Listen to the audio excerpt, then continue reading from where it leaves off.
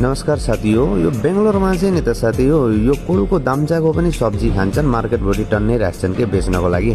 त्यसैले गर्दा म पनि ट्राई गरी हेर्नु पर्यो, यसो तपाईहरुसँग यो रेसिपी शेयर गरी हेर्नु पर्यो कस्तो के लाग्छ भनेर मैले पनि लिएर आएँ। अब छिलछाल पारेर चाहिँ मजाले काटकुट गरेँ। अब जस्तो चाहिँ जाने त्यस्तै हिसाबले पकाउने कोसिस गर्दै छु।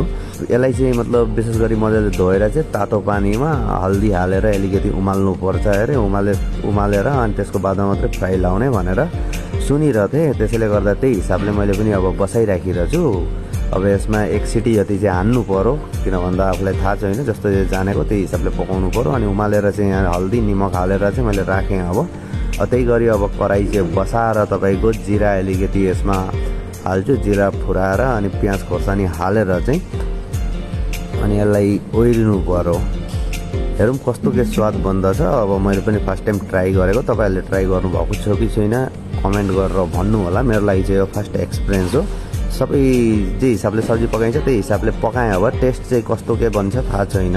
अलमोस्ट पाकिसक्यो यो जिनिस। अब भातसँग खाएर हेर्नु पर्यो। मैले यो भिडियोमा भोइस त पछाडि रेकर्ड गरेको, तर भातसँग खाएर हेरेँ राम्रै लाग्यो। मोटामोटी त्यस्तो नराम्रो चाहिँ होइन। कमेन्ट गरेर भन्नु त कसले कसले खानुभएको छ।